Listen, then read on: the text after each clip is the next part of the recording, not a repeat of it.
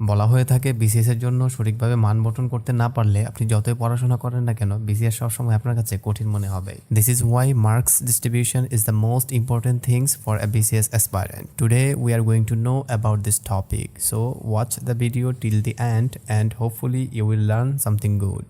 Let's get started. আমরা জানি BCS প্রিলিমিনারির জন্য 10টি সাবজেক্ট রয়েছে, কিন্তু যখন আমরা বিসিএস প্রিলিমিনারির জন্য মান বন্টন করতে বসবো তখন আমাদের হাতে সাবজেক্ট ধরতে হবে 8টি। 2টি সাবজেক্ট আমাদের বাদ দিতে হবে, নৈতিকতা ও সুশাসন এবং ভূগোল। কি কারণে বাদ দিব সেটা পরে এক্সপ্লেন করতেছি। তো 2টি বিষয় বাদ দেওয়ার পর আমাদের হাতে সাবজেক্ট থাকে 8টি। এই 8টিকে আমরা 2টা ভাগে ভাগ করে নেব। প্রথম ভাগে থাকবে বাংলা, ইংরেজি, বাংলাদেশ বিষয়াবলী ও আন্তর্জাতিক, এই 4টি বিষয়। বাংলাতে রয়েছে 35 নম্বর, ইংরেজিতে রয়েছে 35 নম্বর, বাংলাদেশ বিষয়াবলীতে 30 নম্বর এবং আন্তর্জাতিক বিষয়াবলীতে 20 নাম্বার।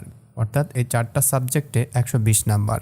কিছুক্ষণ আগে আমি একটা সাবজেক্ট বাদ দিয়েছিলাম, সেটা হচ্ছে ভূগোল। এটা বাদ দেওয়ার কারণ হচ্ছে এই বাংলাদেশ বিষয়াবলী এবং আন্তর্জাতিক বিষয়াবলী পড়লেই ভূগোল পড়া হয়ে যায়, সুতরাং আমরা এখানে আরও 10 প্লাস করতে পারি।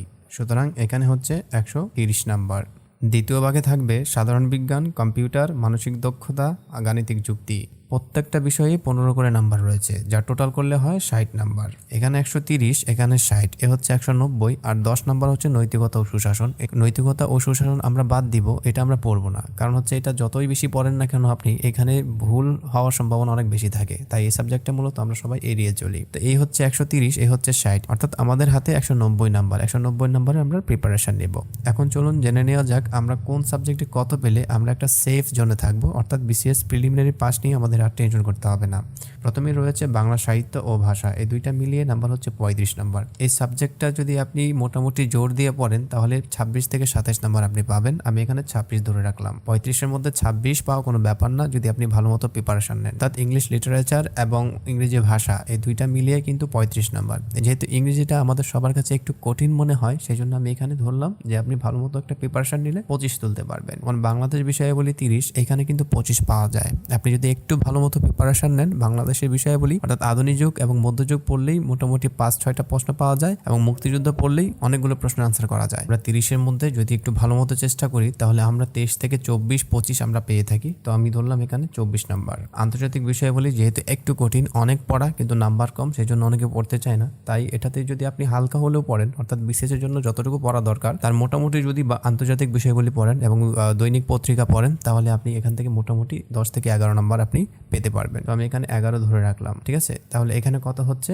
26, 25, 24, 11, এখানে টোটাল করলে হয় 86 নাম্বার। এবং এইখানে যে 10 ভূগোল, এই ভূগোল কিন্তু খুবই ইজি একটা বিষয়। এখানে 10-এর মধ্যে আপনি ইজিলি 7 নাম্বার পাবেন। সো আমি এখানে 7 ধরে রাখলাম। তাহলে আমাদের নাম্বার হচ্ছে এখানে 93 নাম্বার। এইখানে 130 নাম্বারের মধ্যে আমরা যদি মোটামুটি পরিশ্রম করতে জানি, অর্থাৎ বিসিএস এর জন্য যদি আমরা হালকা পড়াশোনা করি তাহলে কিন্তু আমরা 93 মার্ক এখান থেকে তুলতে পারবো। দ্বিতীয় ভাগে রয়েছে সাধারণ বিজ্ঞান, কম্পিউটার, মানসিক দক্ষতা এবং গাণিতিক যুক্তি। এই 4টা বিষয়ে 15 করে মার্ক রয়েছে, যা টোটাল করলে হয় 60 নাম্বার। এই 60-এর মধ্যে সাধারণ বিজ্ঞানে রয়েছে 15। এই 15-এর মধ্যে আপনি যদি বিগত সালের প্রশ্নগুলো পড়েন এবং হালকা প্রত্যেকটা অধ্যায় যদি দেখে যান আপনি অনায়াসে এখান থেকে 8 পাবেন। 15-এর মধ্যে 8 পাওয়া কোনো ব্যাপারই না সাধারণ বিজ্ঞানে। এরপর আসে কম্পিউটার। কম্পিউটার রয়েছে 15 নাম্বার। কম্পিউটার হচ্ছে খুবই ইজি একটা সাবজেক্ট। আপনার কাছে যদি কম্পিউটার থাকে তাহলে কম্পিউটার বিষয়ে 12, 10 তুলতে আপনার কোনো ব্যাপারই হবে না। বাট তারপর আমি এখানে ধরলাম 8 নাম্বার। অর্থাৎ এই 15-এর মধ্যে যদি আপনি 8 নাম্বার রাখতে পারেন তা আপনার এনাফ। মানসিক দক্ষতা, এটা কিন্তু অনেক সোজা একটা সাবজেক্ট, ঠিক আছে। আপনি যদি ম্যাথে দুর্বলও হন, মাঝে মধ্যে মানসিক দক্ষতাতে এমন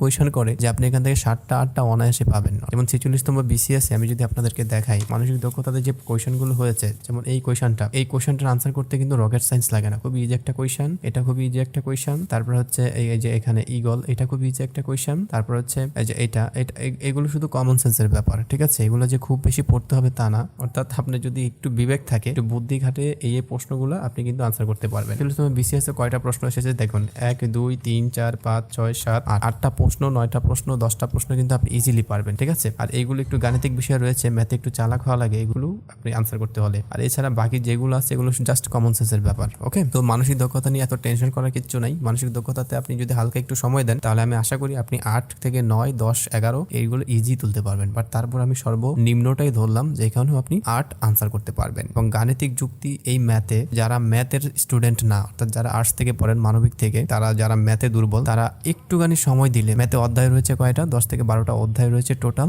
ওই অধ্যায়গুলো যদি হালকা দেখেও যান, আপনি যত দুর্বল ছাত্রই হন না কেন, আপনি এখান থেকে 5 নাম্বার পাবেন। 15 নাম্বার রয়েছে ম্যাথে, সেখান থেকে আপনি 5 তুলতেই পারবেন। যদি আপনি 5 নাম্বারও আনসার করতে না পারেন, তাহলে আপনাকে বুঝতে হবে যে আপনি বিসিএস এর জন্য ফিট না, আপনাকে এখনো প্রচুর পড়াশোনা করা দরকার। ঠিক আছে, আপনার বেসিকই ঠিক নাই। তো গাণিতিক যুক্তির মধ্যে 15 নম্বরের মধ্যে আপনি কিন্তু 5 নাম্বার অনায়াসে পেয়ে যাবেন। আপনি যদি পড়াশোনা করেন ঠিক মতো, এই নাম্বারগুলো আপনার মিস হবে না। সো এইখানে যদি আমরা ধরি, তাহলে 3 8 24, 24 আর 5 হচ্ছে 29 নাম্বার। এখানে 60 এর নাম্বারের মধ্যে আমরা 29 নাম্বার পাবো। আমি দেখেছি অনেক ছাত্র রয়েছে যারা সাধারণ বিজ্ঞানে 15তে 12 পেয়ে ফেলে, 13 পেয়ে ফেলে। ঠিক আছে, আর গাণিতিক যুক্তিতে 15তে 15ই পায়। ঠিক আছে, তো সবাই তো আর সব বিষয়ে দক্ষ নয়। অনেকে দেখা যাচ্ছে বাংলাতে ভালো, সে গণিতে ভালো, আবার যে গণিতে ভালো সে বাংলা আবার সাধারণ জ্ঞান এগুলোতে অনেক দুর্বল। ঠিক আছে, আবার যে ম্যাথ সায়েন্স থেকে এসেছে সেই সায়েন্সে তো অবশ্যই ভালো, সায়েন্স এবং ইংলিশে ভালো, বাট সে আপনার ওই আন্তর্জাতিক বিষয়গুলিতে খুবই দুর্বল। সো এক একজনের এক একটা উইক পয়েন্ট রয়েছে এবং স্ট্রং পয়েন্ট রয়েছে, তো আপনি সেটা খুঁজে বের করবেন। তো যাই হোক, চলুন মূল আলোচনায় আসা যাক। এখানে হচ্ছে 93 আর এখানে হচ্ছে 29, এ হচ্ছে টোটাল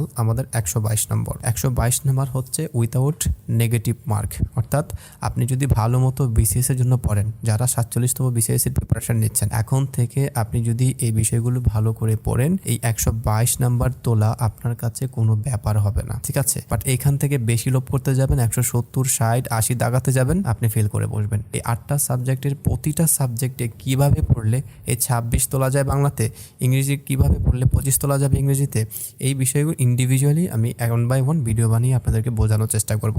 অর্থাৎ যেই পদ্ধতি আমি ফলো করেছি এবং মোটামুটি বিসিএস প্রিলিমিনারিতে ভালো করতে পেরেছি, সেই বিষয়টাই আপনাদের সামনে তুলে ধরার চেষ্টা করবো 1 by 1। ঠিক আছে, সো আজকে এতটুকুই আপনারা জেনে রাখুন।